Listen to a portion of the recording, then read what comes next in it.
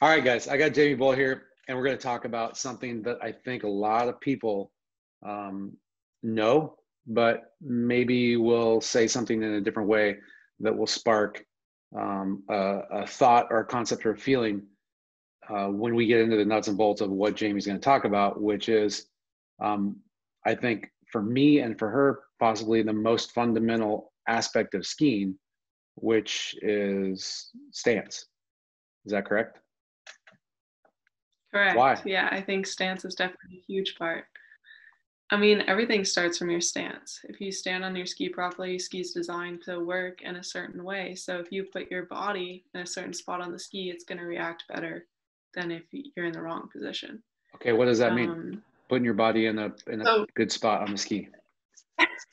What does that So mean? for me, growing up, I always focused on trying to be like the standard stacked. So for me, I try to bring my hips up, extended over top of my feet. And if I'm just standing on my ski, usually my front knee is going to be over top of my front toe. Yep. And I think for a lot of people that I coach who maybe are just free skiing or they're learning the course, that's a big one that I really try to enforce with them to get them to learn how to turn their ski. So right away when they get out of the water, I want them hips up, extended over their feet, knee over their front toe. And then from there, I just want them moving their hips kind of off the side of the ski and forward in order to move the ski and get it to turn. So it's really about changing where your center mass is in order to get the ski to respond how you want it to.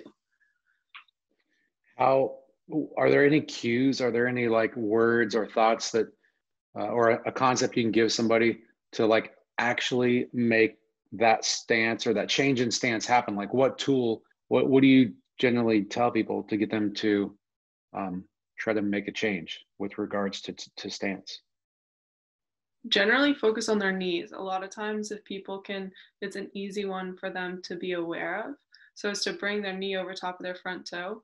As long as their hips are staying fully extended, they can really, it's really easy for them to drive through that position. Yeah. And I actually think about that similarly through my own edge change. As I come through, I try and think it's a little different as I'm moving, but I think about pulling my feet back, and that's going to make me rise over top, bring my knee over top of my front toe, and bring my hips over top of my feet. So say that again. You're thinking about that actual move through the transition? Yes. So the transition between as I start to swing my feet through to try and change my edge. So as soon as I go from kind of my cutting edge and I'm starting to roll my ski over, I think about pulling my feet behind me. It actually comes from snow skiing. A lot of people who, if you snow ski, you've heard of a lead change. And I had one coach, which is when your inside ski shoots in front of your outside ski. And I had a coach tell me before, if you could try and think about pulling that inside ski behind you, it would allow you to drive through your downhill ski. And I ended up being able to transfer that to my water skiing through the edge change of just trying to pull my feet behind me and make myself roll over top of more through the tip of the ski. Okay, so I like that. So let's dig into that a little bit. What does it feel like when you do that wrong? What does it feel like? What does it feel like when you don't successfully pull your feet underneath you or behind you conceptually through the transition? Can you explain like a transition gone wrong type of scenario? Like how does it go wrong? Too often. Often that happens is my feet, it feels like they shoot out in front of me. So I'll come through the wakes and maybe I'm centered a little bit on the tail of my ski, which goes back to stance. And as I come through the transition, my ski kind of will get out in front of me. And as soon as it gets out in front of me, I've lost all my direction. I don't really have control in the path I want to take out to the buoy. So I end up running straight to the buoy, and then your signature, you can turn a ski type of turn, which not everybody can turn a ski like you can, so you get away with it sometimes. But what's the opposite of that? What does it feel like when you do it right, or when you're able to, that idealistic term of pulling your feet behind you or underneath you through the transition? What does that feel like when you're able to maintain your stance through the transition? How is it different? I end up being connected a lot longer. So if I can stay over top of my feet and over top of my ski, I can ride the handle out longer. So connected I feel like to the rope or to the boat? to the handle to the boat. As I come through, since my feet are underneath of me, I can kind of dictate more of what's going to happen.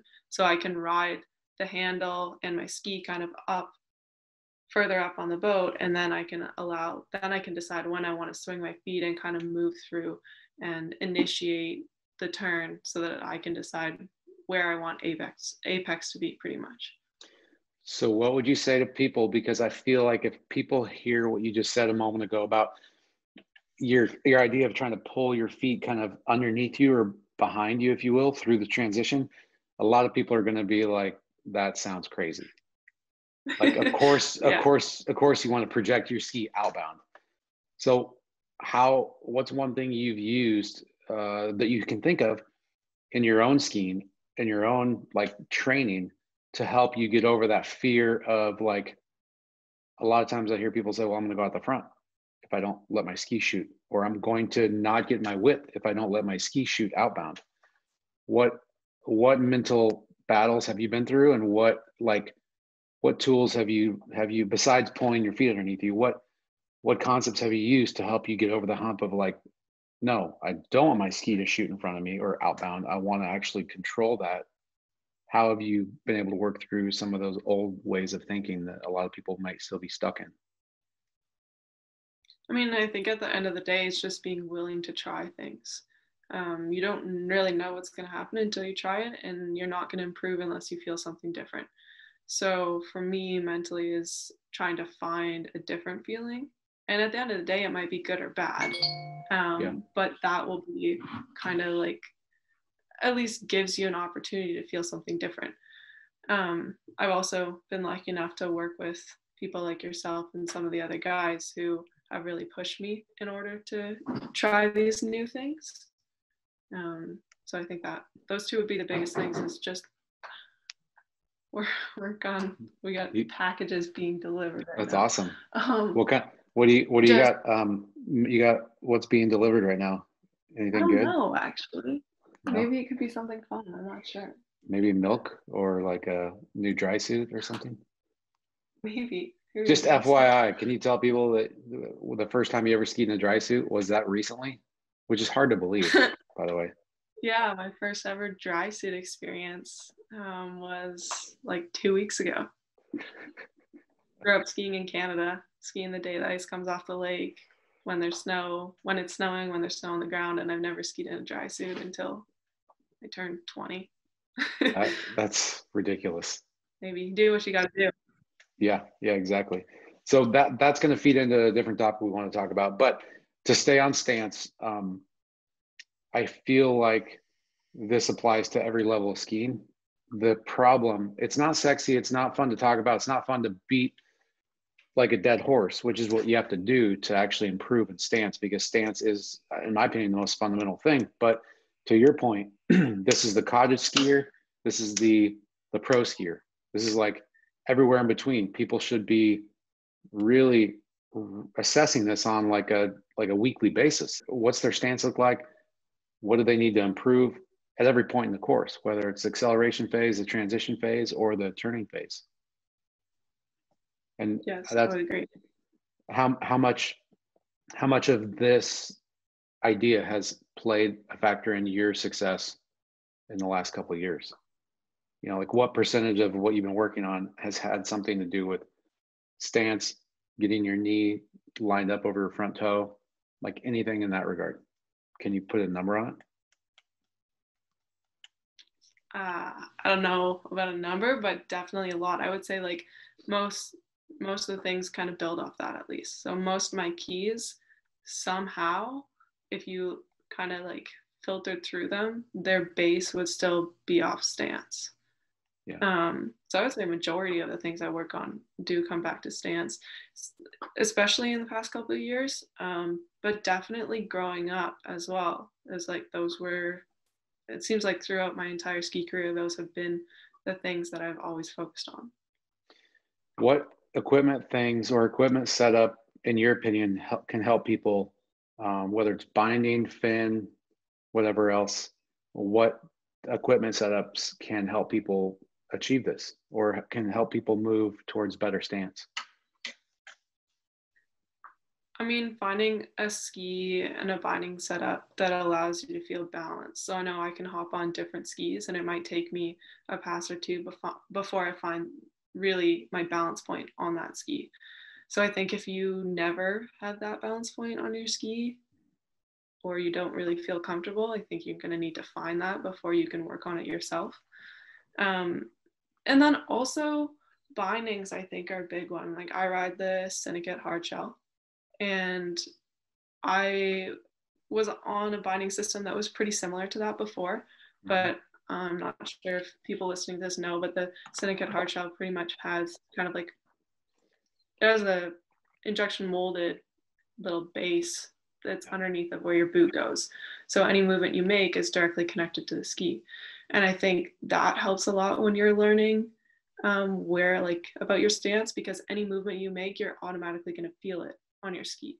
So with like a standard rubber binding, you can kind of get away with more of a rocking horse kind of approach, or you might be able to move your feet around a little bit more and you're not going to notice like really the output on your ski as much. But if you have a hard shell, any movement that you make, you're going to feel it right away. Yeah. So it's Forces you to be better. Yeah, for sure. What about back boot? You run a toe loop. How much of that do you think contributes to being able to get stacked and stay stacked? A lot for me personally. I think that it's really a personal preference if you want to be double boot or toe loop. But for me, having the freedom of my back heel really allows me to move up over top of my feet. So I actually pick up my heel. I know some people think that's bad, but I like it. So I'll pick up my heel and I can also pivot my back heel a bit. So it allows me to really move forward over top of my feet. When are you picking up your heel? Like specifically, what point through the course do you feel like you're picking up your heel?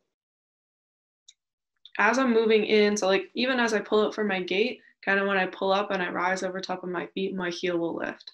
And the same thing comes through the transition period. It's like as I roll forward, I'm going to like move my center of mass a little bit further forward and my back heel will pick up a little bit. Okay. So you're an engineer, you're working your way towards being an engineer. And I want to ask you, what if your back heel could not lift up? What position would you be in? How would your position be different? How would your stance be different in those moments where you're like done pulling out for the gates, going into your glide, or your pre-turn coming into the buoy, or through the transition where your heel is locked down? In other words, you say a double boot, like a stiff double boot. How would that change your position, do you think?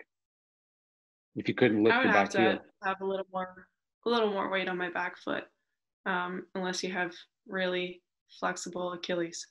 But you're gonna have to be a little bit further back on your ski. For me, that's not an ideal position. I want to kind of get more of my ski wet and be able to allow the shovel to kind of pull the ski around. Some people it works for. Some people like to ride a little bit further back, and so a double boot allows them to kind of push through the finish of the turn. But for me, that's not really the stance that I want to be in. No, I mean, I would counter and say, yeah, some people like that, but I feel like it's because some people, myself included, it's hard for us if we're not at the top of our game in something to understand what's best for us versus what we're just comfortable with. You know what I mean? Yeah, for sure. Like I would say one of the reasons why you're really good at getting in a stacked position or in finding an athletic stance is because you can lift your heel a little bit.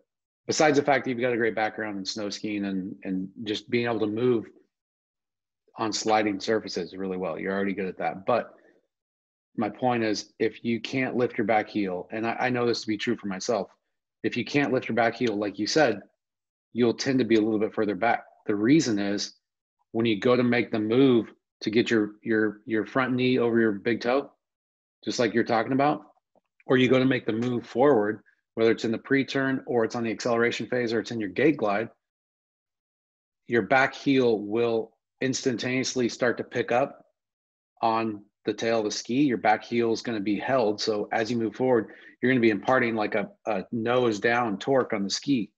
And as you do that, more of the ski goes in the water, let's say on the gate glide. And then as more of the ski goes in the water, the center of pressure on the ski moves forward, which then counteracts your move forward and pushes up on the tip of the ski and then pushes you back to center. And center, being centered with double boots is a different center than when you're centered with a rear toe loop. And that's my take. So your natural stance is going to be further back with double boots. Yeah, are there advantages? For sure. You can lever the ski through the finish of the turn. You can turn more. You can manhandle the ski more with double boots.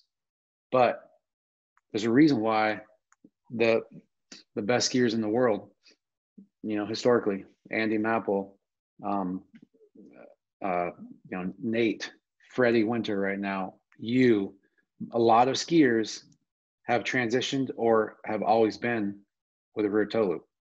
So I'm not saying everybody out there should be like, all right, time to change to rear toe loop in 2021. What else can be wrong? Can't be worse than 2020, right? But I will say that definitely thinking about a softer back boot for those of you who like myself who ski with double boots could be beneficial. Something where your back heel could come up a little bit. Yeah, just a little bit of freedom, I think. Yeah. For your back heel would be good. Okay. All right, that's athletic stance. I think it's important. I think you nailed it. I think it should be something that's fundamental to being a good skier. It should be like, whether you're, like we said, a cottage skier or a recreational skier, all the way up to a pro. You should be addressing this. Like, I don't care if you can run 39 every tournament, or if you can, you know, get on the podium every tournament. If you have room to improve your athletic stance, why not start there? Seems like you said, that's the most fundamental part of skiing. Everything else spins off of that. Yes.